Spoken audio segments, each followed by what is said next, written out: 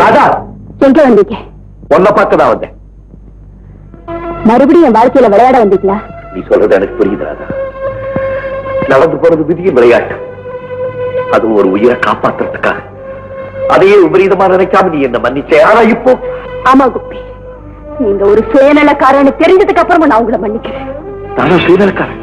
பணத்துக்காக தானே நீங்க என்ன காதலிச்சீங்க. உங்களுக்கு எவ்வளவு பணம் வேணும்? ராதா, நான் கோடீஸ்வர வீட்டு பொண்ணு. உங்களுக்கு எவ்வளவு பணம் வேணும் கேளுங்க, இப்பவே தருவேன். ஆனா என்ன கல்யாணம் பண்றதுக்காக இல்ல, என் அடியோட மறக்கிறதுக்காக, இந்த வீட்டு பக்கமே வராம இருக்கிறதுக்காக. ராதா, பணத்தை கொடுத்தா இந்த உலகத்தையே விலைக்கு வாங்கிடலாம். ஆனா இந்த உலகத்தையே கொடுத்தால் உண்மையான உள்ளத்தை விலைக்கு வாங்க முடியாது. உண்மையான அன்பு இருந்திருந்தா உங்களையே நம்பி இருந்தவளை வாழ வைக்க வேற பேசில எழுதிருப்பீங்களா? ஆமா,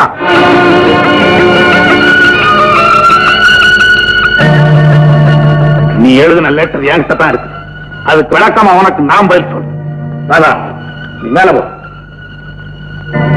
நீ எதுக்காக இங்க வந்த? ராதா என்ன வெறுக்கிறதுக்கு காரணம் என்ன? அதை தெரிஞ்சுக்கிட்டு போறதுக்காக வந்தேன். தெரிஞ்சுக்கிட்டு போறதுக்காக வந்தியா?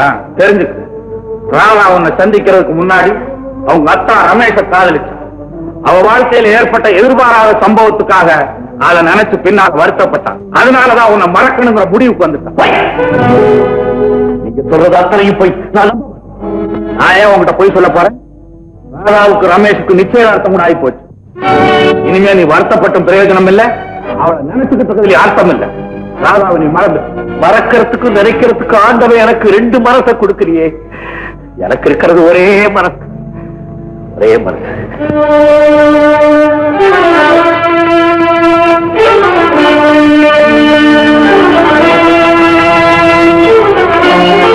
ஐயா, ராதாவுக்கு சொந்தமான 2 பொருள் என்கிட்ட இருந்தது.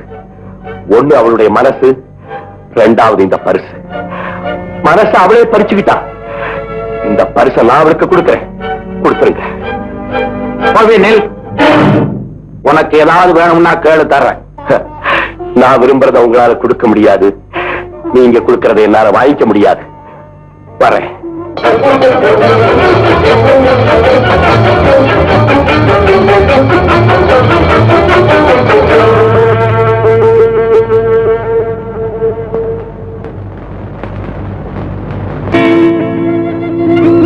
மனசு விட்டு போனதும் இல்லாம ஞாபகத்துக்கு வச்சிருந்த போட்டோவும் எடுத்துட்டு போயிட்டியாக்கோ.